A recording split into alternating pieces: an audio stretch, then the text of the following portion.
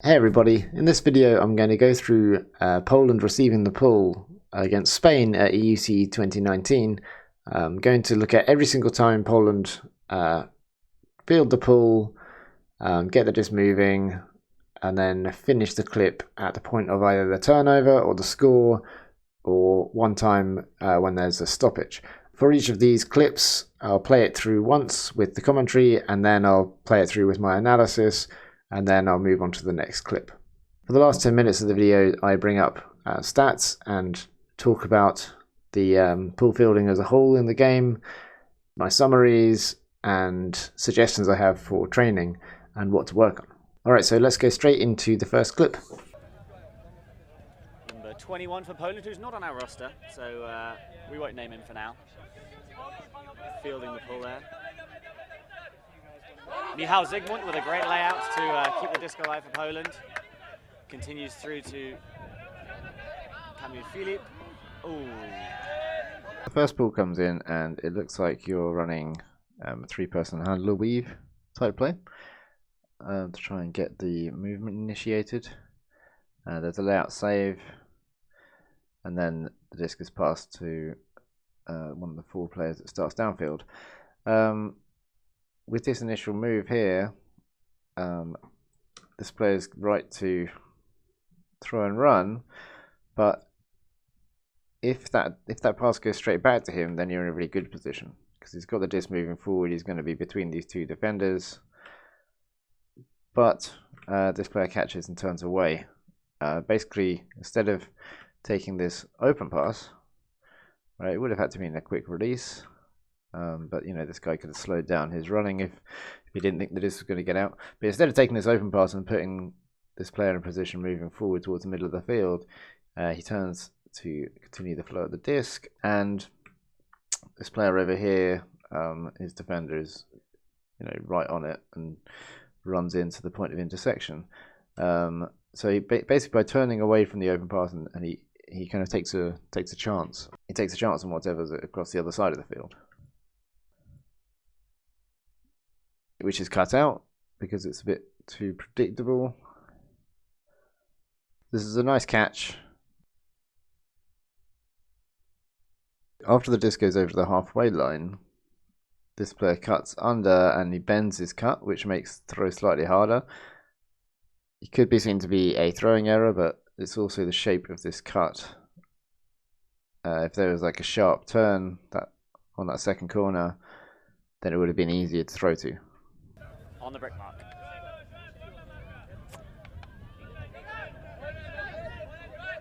Spain with a clamming defense here.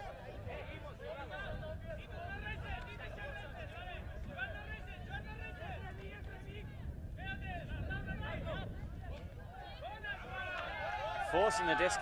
Okay, next time you field the pull, it looks like Spain have completely adapted their defense, which is sagging off these two handlers at the back nullifies the weave.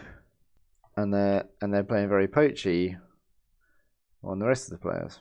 Now, this is not the situation that you want to run a set play. So you see these two players end up actually running towards this deep poach, while their players stay around in the space, and this player is then supposed to be coming across all the way over here into a lane that's already covered and through two defenders who are ready to react. So running this play is a bad idea. You can see this player's not really into it anyway.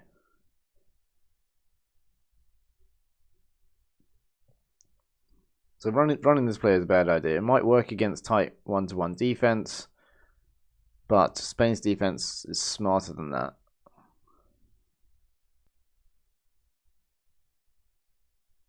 But Spain have already adapted their offense to stop your weave, which is also stopping this.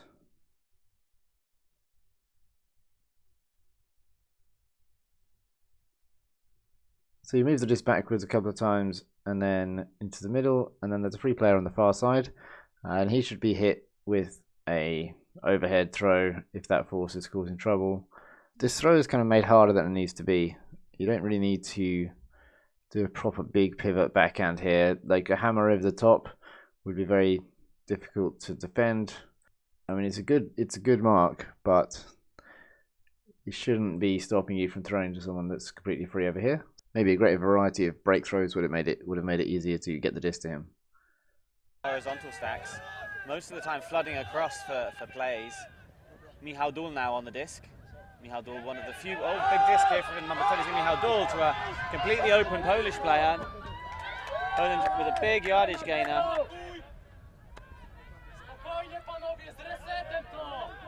Number 87 offloads the disc to number 1. Jan Hammerschmidt swinging to Michał Dul again. Quick swing across. Oh, great defense there by the Spanish player. Bobble. This point starts well. Spain come down with their poachy defense again. You've come out with a side stack, and somehow one player has just remained unmarked. And this is probably miscommunication with the Spain defenders.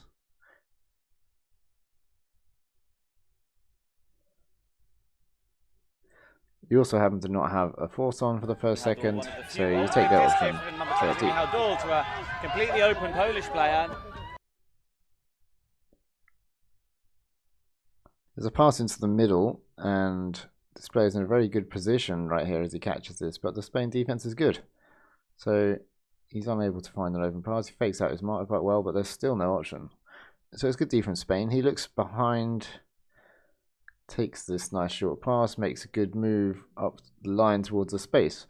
Like creating the stack has created this space over here. So he makes this good move over to the front corner, and this throw is faked too soon. So if he just waits for a second and keeps looking at this space, then both these defenders will have to go all the way over there, and by the time that's happened, then there's going to be big space in the middle which your players can use. But the fake comes too early, so then this defender immediately, for example, doesn't have to follow it, knows that's not going to come, and then that's just kind of a bit of time wasted. And then you have to throw all the way back over here. If you had carried on looking over this way, then you may have been able to at least throw to this guy on the sideline and then attack up the line yourself. So it goes back over to the far side, and now because you've got the stack, and because this dump is quite far, these players are disconnected, and although the throw should be complete, it's dropped in the end. Also with these two throws, they're over to the open side, so if you're able to work the disc onto the break side, it puts you in a far better position to score. These throws, as well as being backwards a long way, are right the way over to the open side, so even if possession was kept, you'd then be trapped on this sideline, which is not an ideal situation. It's better to take a bit more time to try and work the disc over to this space onto the break side of the field. So an inbounds pull from Spain, misfielded there by number 16, Jan Staniewicz. Spain have tightened up nicely here in the corner. Number 20, Witold Zaborowski, swinging the disc nicely. Longer shot here to an open Polish player. Nice easy goal. So there's a mistake made on the pull fielding, which I think happens at least a couple of times in this game. It could be due to the turf causing a slightly irregular bounce, but that definitely costs a few seconds, because if you had the disc here, you could get it moving immediately. And instead, you have to then take it from the sideline, more disconnected from your teammates. So obviously, you don't want to be doing that, but just to show what kind of effect it has. And then that means then this first cut is stifled, so you don't have those first passes and people having to run all the way back, so all their momentum is kind of eating up the yards. Throw here to quite a closely covered player. I think they could face in field a bit more. Like they've got three players over here who would be worth at least keeping in your field of view. He does turn to the left though, but the body position is very much directed directly down the sideline rather than across to the center of the space. That said, he does hit the throw down the sideline. And now this is where the huck comes, and the huck is made by the fake. So this number 30 gets it, he turns, he fakes downfield, bit of an auto fake. I don't really like auto fakes. And he directs his attention into the middle when there's not really an option there. So, and then pulls out of that pivot very quickly. So moving the mark, but taking quite a lot of time and potentially risking getting out of sync with your teammates. At the same time, if you set a rhythm like that, it can kind of get yourself in sync with your teammates. But it's just a bit risky because, you know, by pivoting over there, it encourages this player in the middle to cut and continue through his cut, and by the time he's free, then the pivot has gone back over this side. But then here's this is really good. So this is a purposeful fake. You've got the deep player coming under, and see the thrower wind up and fake at a good time, and it's just as that player's changing direction, but it's a believable enough fake that this defender is going for the D, basically. He's believed that, and so then fakes that. This guy's going deep, and he's got plenty of separation. And then it's a nice, really nice throw out to space. Got an analysis going on, and then those teams will take their experience and build a defense based on the offense they've seen in the first half. So the more difference to change. Nice crossfield hammer here, but it's going to be contested.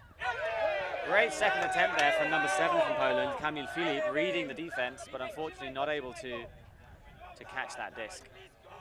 Yeah, Pedro Vasquez getting up high, but they get it back, Poland. Fantastic run through D here, and Poland go for the shot.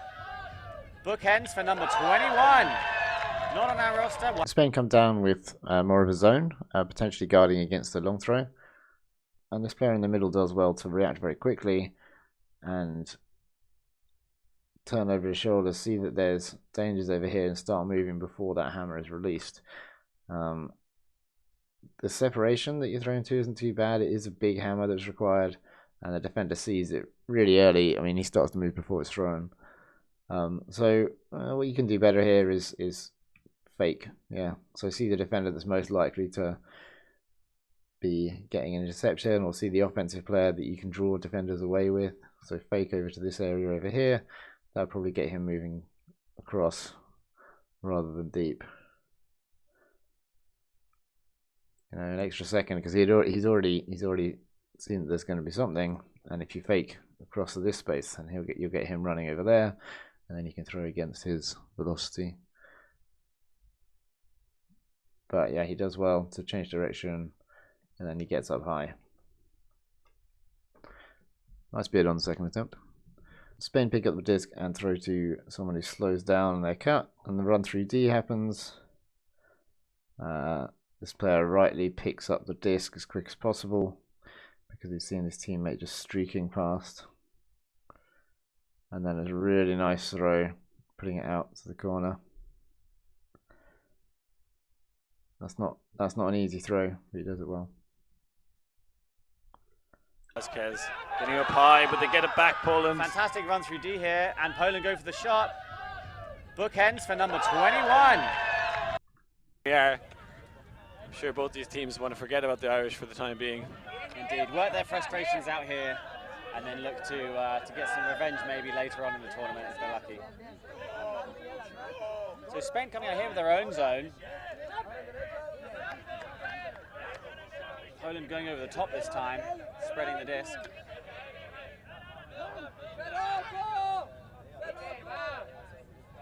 Foul called by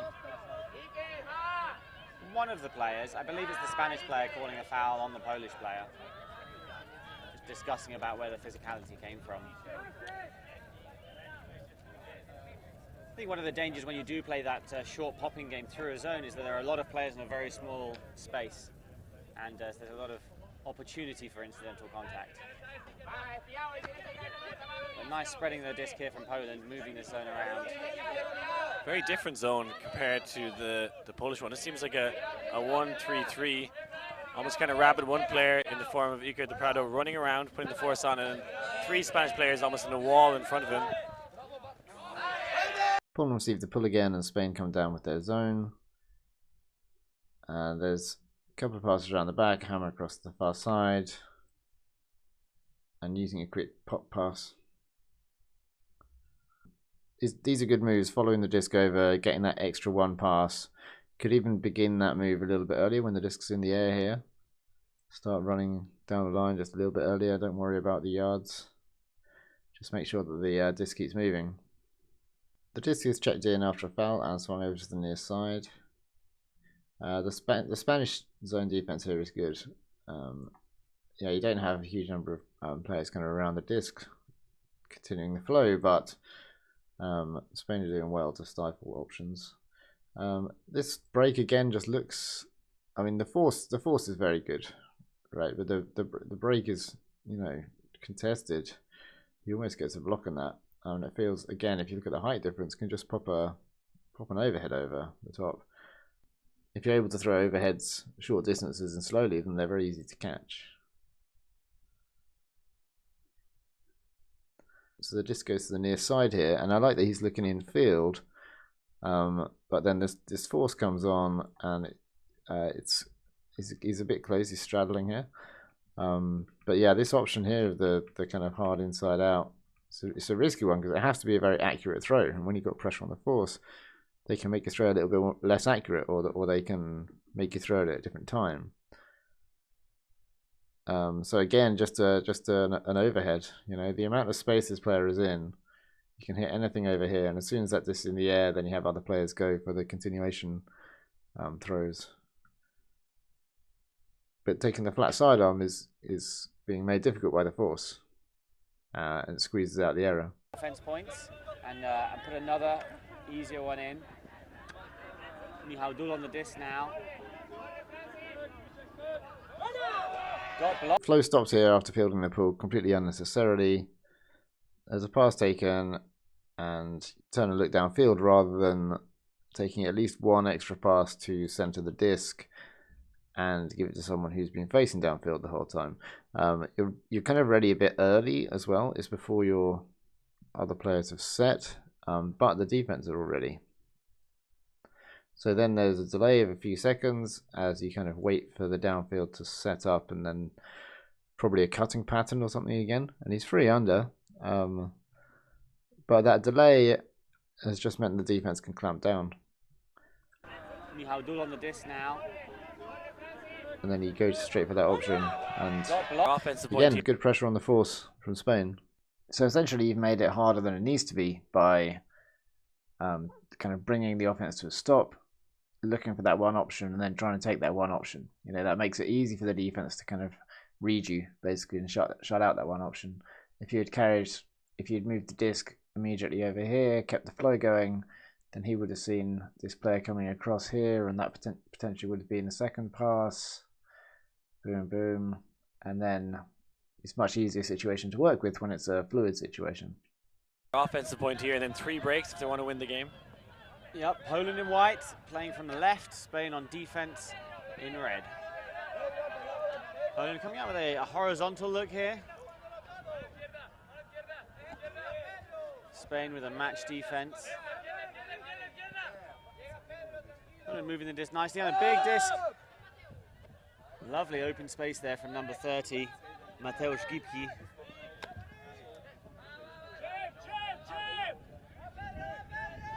Poland putting a nice lead pass there. Little stutter step. Poland come out with their weave look again. This player, number 30, does a good spin move to get free. The pass is nice and quick. He catches, looks downfield. Something small I would change is this fake here. It's not purposeful, so it's kind of an auto fake. It's kind of faking for the sake of faking, and it doesn't actually help you communicate anything with your teammates. It doesn't help you get the defenders downfield moving, which is the kind of most important purpose of a fake. Move the defenders downfield by threatening viable options. And it doesn't really move your mark either. So those are the 3 kind of purposes for a fake. Move your mark, move the defenders downfield, and communicate with your teammates. Moving the defenders downfield being the most useful of them. But yeah, this doesn't really achieve any of them. So just a little expenditure of time that can be saved. There's a travel call. Yeah, I think you probably could have slowed down faster here. Coming out with a horizontal look. Like, it's a little bit panicky, but you could have slowed down faster for sure. And then look at this player over here. He does a just some ankle breaking moves to destroy his defender.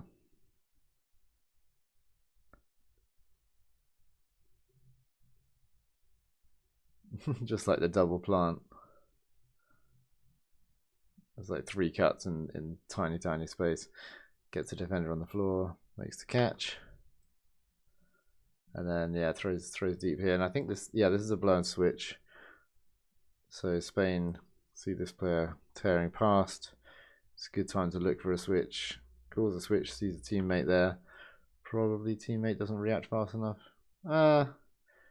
Yeah, kind of the teammate should be preempting that, but you can't really see what he's up to. And then the throw is just out to a nice space which can't really be defended against in that situation. And then when you get near the end zone, you just have 2 upline cuts. So an upline cut, a dump, upline cut, and that's the goal.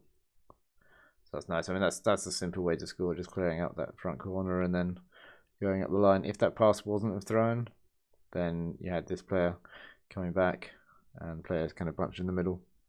So not a bad setup to score. Have not yet been formalised in terms of accepting team fees for Worlds. And as we all know, interest is different from putting your money where your mouth is. Yeah, and talk us through some maybe the Polish sides. They're doing well in men's ultimate there. Girls Stay Home, I think, is disbanded or changed names. Is that correct? Indeed, they changed their name to The Bridge. There's a famous. In this clip, the flow stops again immediately after fielding the pull. So it's quite a common way of fielding the pull. Is you catch and then you do one pass and then this player turns and looks downfield. I think that's Sean Keegan on Pony. I did some analysis of pony pull fielding, and it wasn't dissimilar to this. Take that one pass, turn and look downfield. But the defense you're facing is Spain clogging in these lanes, which means that whatever play you run, then the chances are that you're not going to be able to pass it downfield immediately because you have these backwards passes.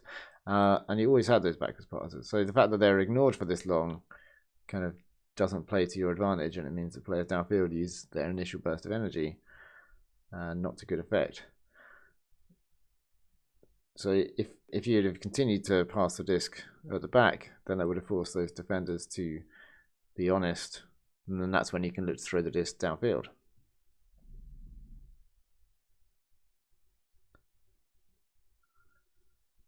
There's a bit of an auto fake after this catch. So he catches and kind of flaps the disc and then passes. That's not too bad. This cut is obviously near to these players, and this player here is kind of pushes in a little bit, setting up his cut, but kind of taking up space from teammate. And in the end, he gets the disc. I like that this is caught and thrown nice and quickly. But it doesn't really change the position that you're in. It's just keeping the disc alive. After this pass downfield, it's an execution error on the throw. The flick goes up. You can see there's good separation. I mean, it would have to be a pretty amazing throw. It's from the brick mark. It needs to be into like that third of the end zone, basically. So it's a difficult throw, but judging by the way the disc went inside out, it's definitely within that player's range. So somewhere between decision and execution. So a nice bladey pull there through the legs of the Polish player.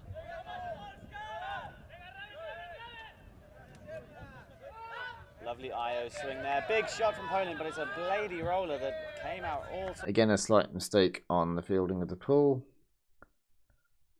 The disc does bounce more on these ones when you're on a rubber field.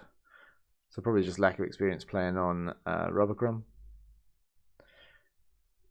Goes and fields it, and this player in the middle does well to make a move to get that first pass. Moving forward, turns towards his teammate immediately,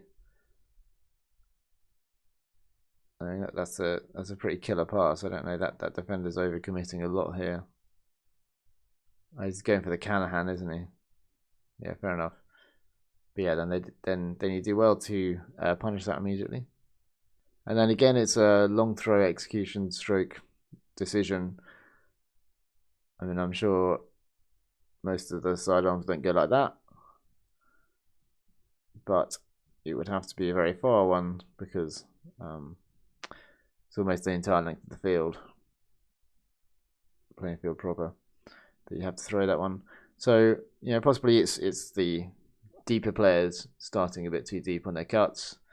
I did notice in the last point there was a big gap between the throwers and the downfield players. So if that gap is shortened, then it means that the deep throws don't have to be as far.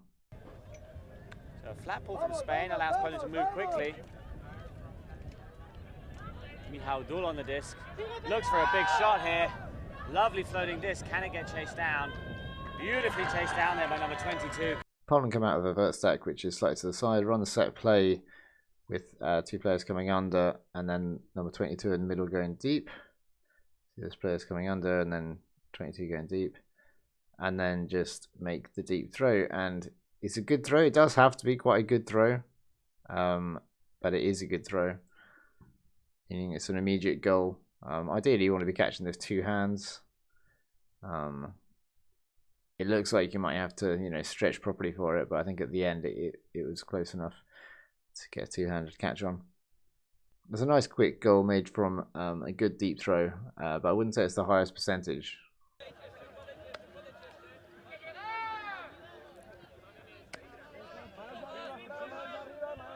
Let's see if Poland try and set up that deep shot again. Instead, taking the easy unders now. And the deep shot's gone.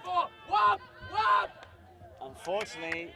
So you come out again in the side stack, creating a lot of space on this side of the field. I like that this extra pass is taken, and these two work the disc up until the defenders arrive. And then look downfield. There's a nicely timed cut here. Spain are trying to do something interesting on the defense with some poachers, but they just aren't marking the undercuts as well as they should. This hesitation is a bit weird on this throw. Shot again. There's like a pause that can cause miscommunication, and it could be caused by auto faking. So, you know, if you catch and then you've decided you're going to wind up and fake before you've actually decided on how to throw it, then you can end up auto faking, and then you're like, oh no, I should have thrown that, and you throw it, and it's a miscommunication. Set up that deep shot again. But you do take the throw even just after that hesitation. Easy unders now. And then I love that pass straight back. Yeah, catching and then taking the open pass here because you can see it rather than turning to look downfield. That's really nice. And then you make a good move. They have to switch again. And then this throw is just a little bit too far. Again, there's the double pump. So if you look after the catch here. Now. And the deep shot's gone. Yeah, double pump. Double pump just Unfortunately. Double pump creates problems. It can create miscommunications, but it's also a kind of weird technique because your body isn't, you know, goes halfway through one motion and then rewinds and then does the rest of the motion. It's better to start from like a neutral position and then go into the throwing motion, even if you have to do it slightly slower in order to keep like get in sync with your teammates. Just going through the motion once is much better than a double pump.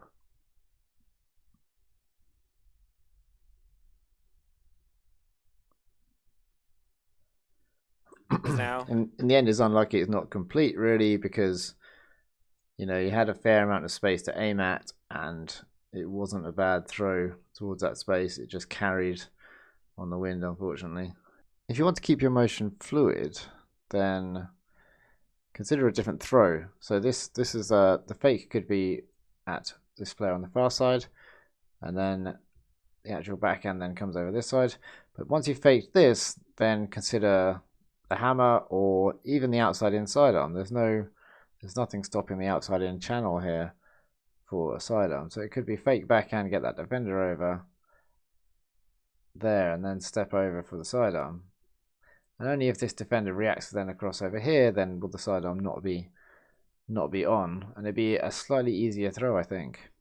The hammer would be hard, but if you can place it right in this corner, it'd be money. A couple of opportunities to really showcase what they've got.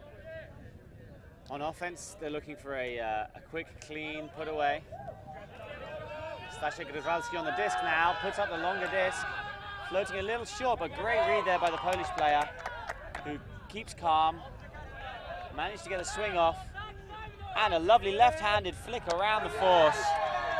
Okay, so you come out with your vert stack, and looks like you run a set play. This player goes deep and over to the, or fakes deep and goes over to the far side, and this player comes under to the near side. This player here is being marched by Spain's best defender, from what I can tell in this game. And I think in a normal situation, if you see this kind of setup, then making this move is a bit risky, because you know that that player's got a window to this space. So it's a little bit of a risky move, giving that defender a chance to kind of close down with an open window to bid. And then I think the cut is slowed down a bit as well, maybe because you don't believe in the cut itself, but you're definitely slowing down right there. Maybe you don't think that the break is going to get thrown. So that's very almost a turnover for those reasons. You know, if you're going to run a set play, then I guess you have to run it 100% through, so there's no miscommunications. I personally think that there are better things than set plays, though, to initiate the flow. After catching, you've got a second to fake and then make the deep pass. The cut deep doesn't start from too far away, yeah, but it looks like the throw is potentially, you know, being pushed to like distance-wise. And then it's a nice catch. So I mean, really, this could easily have been a turnover. It looks like a decision. It could be execution as well, because, well, it's decision because, you know, there isn't much separation here. Just because you have the opportunity to throw deep doesn't mean you always should. You've got an open underpass here, for example. So after catching and a defender flying past, I like to have the idea of I want to stay running away from this defender rather than I want to use the fact that I don't have a force on means I can huck. Yeah, so if you get the disc in your hands and you realise that defender's going that way, if you're able to pass and run in this direction, then it gets you much bigger advantage, potentially, but it gets the advantage in a much safer way. It takes the advantage in a safer way. And you've got an option here that you could kind of work with for that. But yeah, it's a nice catch on the huck to retain possession.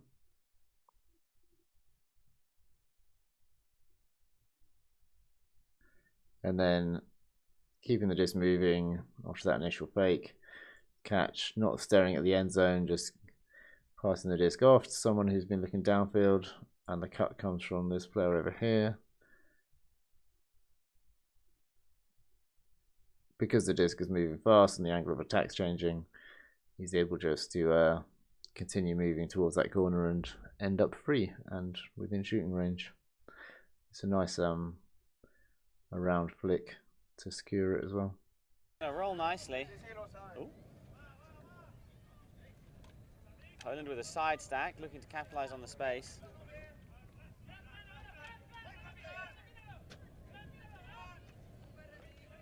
Flooding play, working out nicely for the Poles so far.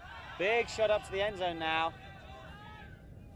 Ooh, great read there. It's another set play. It's a flood from the far side. Another bit of an error actually fielding the pull, but that's because the disc simply bounces higher on rubber crumb than it does on grass. Maybe especially when the rubber crumb's warm, because this game is really hot, which also favours Spain, by the way. So the set play is a flood over to the side and then one player from the back coming under. And I think maybe this player gets the play wrong because he ends up in the middle and then going over there. But that doesn't matter too much, because what matters is that this defender is in the lane, so it makes no sense to try and cut in that way. By having a plan on offense, then it gives defense something that can be stopped. If you just have more options on offense, then the defense can't kind of cover that option. You know, they have to spread their efforts. So that's how sometimes a set play can end up working against you. In this situation, the flood happens, and this player is in the lane here, so this pass can't be made. And you see the handler then faking to move that player out of the way. By the time that's happened, then this player's over here, and his defender is closing up on him. These players are just kind of ambling around on this side. There's a deep cut. And so this defender's too close, so then that one has to be faked. This is all taking valuable seconds, and then the inside shot is hit. So all that's happened is you completed a pass that's like 12 yards, moving over to the break side, which is nice, but it's taken like 5 seconds to just pass the disc once, and it's not really building anything. However, it catches and passes the disc very quickly to one of these players who essentially, this is long after the set play. This is just after players are now just playing normally and taking what they're given, and he's being poached off deep, so he just retains that separation, catches, passes the disc back nice and quickly. I really like that. You know, I'd like this move to continue. He's got 2 open passes here, going slightly towards the sideline. In the end, this player has to actually duck to get out of the way of the huck. And again, this is Spain's best defender from what I've seen in this game. The cut has started from quite deep, so it has to be quite a long throw, but it also has to be right to the back of the end zone. You can see the cut developing here. And there's a huge amount of separation at that point. So you can see kind of why he throws it, but you know, he's already quite deep. It does have to be like a back quarter of the end zone kind of throw, and that Spanish defender is really good, so he's able to go up and get it down. Let's have a look at the wider numbers for fielding the pull. So I'm counting from, you know, the moment you catch a pull to then when play stops, either because of a turnover or a score or a stoppage. 9 times the play ended in a turnover, 4 times it ended in a score, and 1 time it ended in a stoppage when there was a foul. For the 9 possessions after fielding the pull which ended in a turnover, the number of passes averaged at 4.1. For the 4 that were scores, the average was 4.25. The 2 longest possessions after fielding the pull resulted in scores. And for the 1 remaining, it ended in a stoppage after 5 passes. In the pull fields with the 9 turnovers, 6 of the turnovers were on short pass attempts, 3 of the turns were on incomplete hucks, and 1 out of those, which was a short pass, included a complete huck before the turnover. Of the 4 that were scores, they all included a 35-meter long throw, and 2 of them included throws that were longer than 45 meters. This means that you're playing in a very yards-focused and long throw-focused way. The average number of passes in a possession is very low, and the number of attempts on long throws is very high. All 4 of your scores involved relatively long throws. 2 of them involved hucks, but the hucks weren't really working too well for you in the game. This suggests to me that you need to get more comfortable in possession and able to string together multiple passes without having to throw deep and without turning over on one of the short passes. There are a few instances where, you know, a small hammer or something could have been easy to keep the disc alive.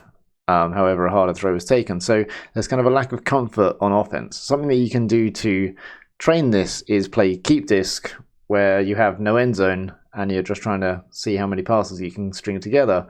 7 versus 7, same rules as ultimate. That's obviously much harder for the defense, but it's good practice for the offense just to be able to keep the disc alive. You can then progress that exercise to having something that they need to attack, but do it in a dynamic way. So perhaps coach blows a whistle, and that indicates that the team that's currently on offense is then attacking the end zone that the coach is pointing at. And this can help you transition between being comfortable keeping the disc alive, maintaining possession, and then attacking a weakness that you sensed in the enemy, or just going straight for the end zone at a certain point.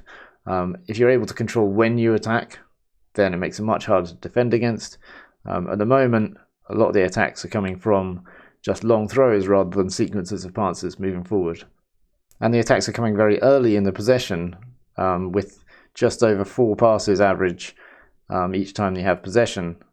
It's not like you're passing the disc around too much and that's resulting in turnovers, because 4 is not very many passes at all.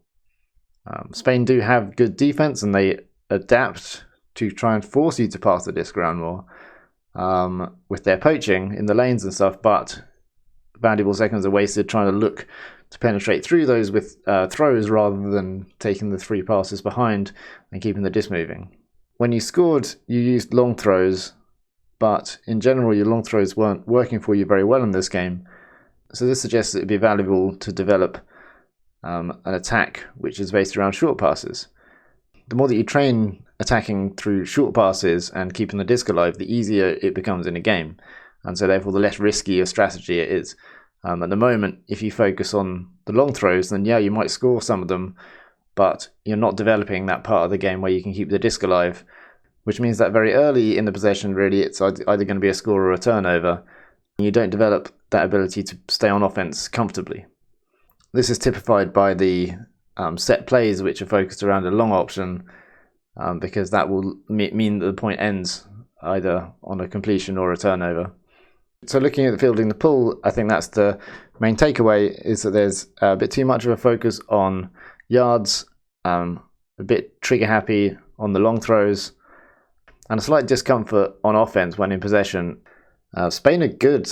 They're putting pressure on your short passes, they're putting pressure on your long passes, they're bringing a lot of the long passes down, and they're making the shorter game a bit harder, but they're sometimes giving you short passes backwards. They're giving you passes early on after catching the pull before the defense has arrived, and those passes you're still not taking. You have to test how that Spanish defense responds to passing the disc around 6 or 7 times before attacking, as well as how it responds to the immediate deep throw attack.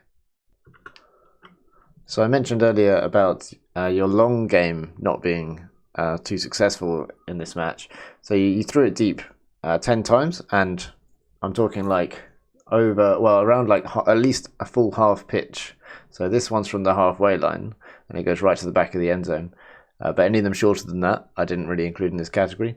So you hucked it 10 times. 3 of them were uncontested catches.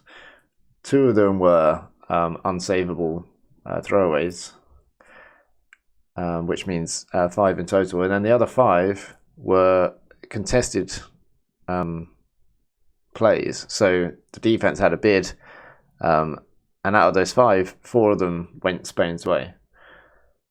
So there was quite a lot that were very close. This one's a strip on the defender, so Spain got it first. And yeah, they do very well to get very high and bring the disc down.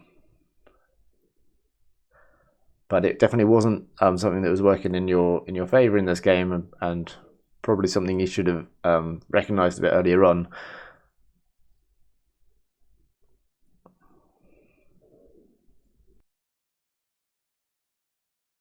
If you'd like me to take a closer look at the hucks, then let me know.